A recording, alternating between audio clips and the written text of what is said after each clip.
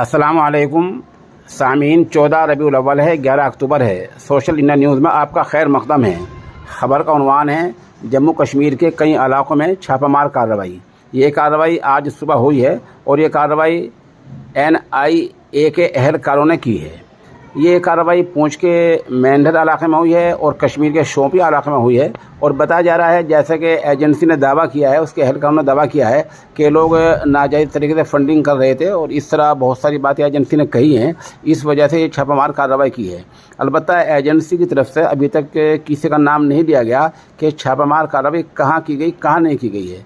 ताहम कश्मीर की एक वेबसाइट पर एक मदरसे का नाम दिया गया है कि वहाँ भी उसके जो ज़िम्मेदार हैं वहाँ कार्रवाई हुई है।